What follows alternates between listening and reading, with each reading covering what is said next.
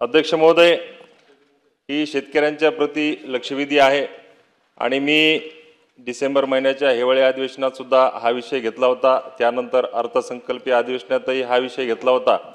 जिल्हाधिकाऱ्यांकडे बैठक झाली आणि त्यानंतर कृषी मंत्री महोदयांच्या दालनातही या संदर्भामध्ये बैठक झाली। अध्यक्ष महोदय, आज पाचव्यांदा हा विषय मी सभागृहासमोर आपल्या माध्यमातून या ठिकाणी मांडत आहे। आपण सर्व शेतकऱ्यांच्या प्रति त्या ठिकाणी अनुकूल असलं पाहिजे, प्रामाणिक असलं पाहिजे आणि त्या निमित्तानंच त्या माध्यमातूनच माझ्या परभणी जिल्ह्यातले अनेक शेतकरी मागच्या पीक विम्याच्या संदर्भामध्ये अपेक्षेने बसलेले आहेत, आस लावून बसलेले आहेत।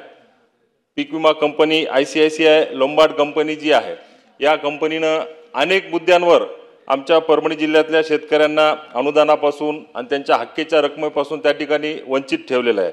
ज्यामध्ये हवामानातील प्रतिकूल परिस्थिती म्हणा, इव्हेंट ब्रेकच्या तक्रारी ग्राह्य न धरणे म्हणा, स्थानिक नैसर्गिक आपत्ती नुकसान भरपाई अंतर्गत शेतकऱ्यांना याद्या कार्यालयात सादर न करणे म्हणा, दिनांक 20 ऑगस्ट 20 सप्टेंबर तसेच 19 आणि 20 ऑक्टोबर रोजी झालेल्या पावसात शेतकऱ्यांनी केलेल्या तक्रारी कंपनीने मान्य न करणे आणि काढणी पश्चात प्रयोग व पीक काढणी प्रयोग आधारित पीक विमा कंपनीस वाटप विलंबात होत असण्याबाबत अशा अनेक माध्यमातून कंपनीने शेतकऱ्यांना त्या ठिकाणी वेटीस धरलेले। अध्यक्ष महोदय, माझी आपल्या माध्यमातून कृषी मंत्र्यांना व शासनाला या ठिकाणी अवगत करू इच्छितो की परभणी जिल्ह्यामध्ये संबंध पीक अतिवृष्टीमुळे पावसामुळे त्या ठिकाणी नष्ट झालेले असतानाही पीक कापणी प्रयोगामध्ये असा काय चमत्कार झाला असेल किंवा असा काय फरक पडला असेल की पीक कापणी प्रयोगामध्ये उंबरठा उत्पन्न वाढलेलं आहे आणि हे जी काही पीक कापणी प्रयोग झालेले अध्यक्ष महोदय ते पूर्ण बोगस आहेत। माझी आपल्या माध्यमातून सरकारला विनंती आहे की हे सर्व पीक कापणी प्रयोग रद्द करावे आणि परभणी जिल्ह्यातील शेतकऱ्यांना त्या ठिकाणी भरीव मदत आपल्या माध्यमातून कंपनीच्या माध्यमातून करावी अशी आपल्या माध्यमातून विनंती आहे। त्या निमित्ताने माझे काही स्पेसिफिक प्रश्न आहेत अध्यक्ष महोदय, ज्याच्यावर चर्चा व्हायला पाहिजे आणि त्याचं उत्तर मला त्या ठिकाणी मिळालं पाहिजे। ज्यामध्ये राज्य शासनाकडून पीक विमा कंपनीस किती रक्कम वितरित होणे अद्याप बाकी आहे? ICICI कंपनी पीक विमा कंपनीकडून शेतकऱ्यांना अद्याप किती कोटी रुपयाचं अनुदान वितरित करणे बाकी आहे? माननीय कृषी मंत्री व जिल्हाधिकारी महोदय यांच्या दालनामध्ये झालेल्या बैठकीमध्ये शासनाच्या पीक कापणी प्रयोग विरोधात दाखल केलेल्या जे काही अपील आहेत त्यामध्ये विभागीय आयुक्त छत्रपती संभाजीनगर व कृषी आयुक्त पुणे यांनी नेमकी कुठली कारवाई केलेली आहे? शेतकऱ्यांच्या नावातील बदल त्रुटी अभावी वंचित राहिलेले परभणी जिल्ह्यातील अशा शेतकऱ्यांना आर्थिक मदत देण्याबाबत कोणती कारवाई त्या ठिकाणी केलेली आहे?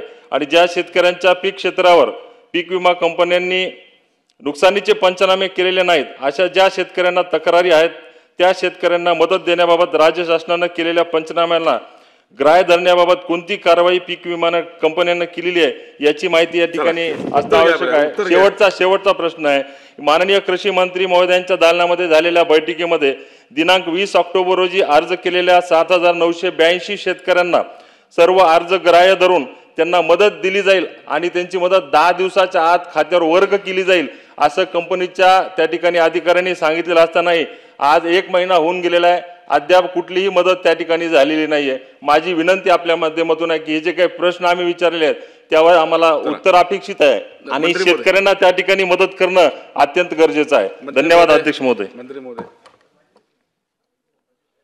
अध्यक्ष महोदय, परभणी जिल्ह्यातील नाकारण्यात आलेल्या एकूण 2,39,207 सूचना प्राप्त झालेल्या आहेत।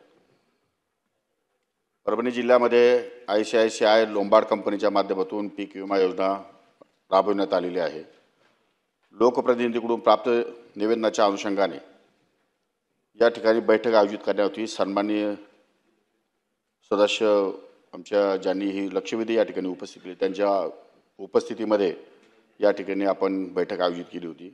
सदर बैठकीत विमा कंपनीने त्यांच्याकडे दाखल केलेल्या अपिलावर योजनेच्या केंद्र शासनाच्या मार्गदर्शक सूचना व संबंधित शासन निर्णय यातील तरतुदीनुसार तपासणी करून योग्य तो निर्णय घ्यावा अशा प्रकारचे त्यांना आदेश केलेले होते। अध्यक्ष महोदय, ह्या सगळ्या गोष्टीमध्ये आमच्या कृषी विभागाच्या अधिकाऱ्यांनी जे पंचनामे केले ते पंचनामे संबंधित कंपन्यांनी ग्राह्य धरलेलेच नव्हते। ज्या अर्थी पंचनाम्यामध्ये नुकसान शेतकऱ्यांचं झालेलं आहे त्या अर्थी त्यांना विमा कंपनीकडनं भरपाई लागू होते आणि अशा प्रकारचे आदेश माननीय जिल्हाधिकारी आणि माननीय आमचे आमदार यांच्या समवेत बैठक घेऊन त्यांना मी आदेश दिले होते। आणि त्यांनी 20 ऑक्टोबर 2024ला ही बैठक झाली होती. त्या बैठकीच्या पावसाची नोंद नसल्यामुळे त्यांना नाकारण्यात आलेल्या 7,911 सूचना या त्यांना ग्राह्य धरायला आपण भाग पाडलेला आहे. आणि नुकसान भरपाईपोटी रक्कम जवळपास 17.62 कोटी येत्या 15 दिवसाच्या आत त्या शेतकऱ्यांच्या नावावर जाईल अशा प्रकारची मी या सभागृहाला आश्वस्त करतो, अशी ग्वाही देतो. त्याचप्रमाणे परभणी जिल्ह्यामध्ये स्थानिक नैसर्गिक आपत्ती अंतर्गत नुकसान भरपाई निश्चिती रुपये 120.13 कोटी रुपये पैकी 119.47 कोटी वाटप केलेले आहेत. आणि मध्य हंगामातील प्रतिकूल परिस्थितीमध्ये नुकसान भरपाईची निश्चित रुपये 299.24 त्यापैकी 258.78 कोटी या ठिकाणी वाटप केले आहे.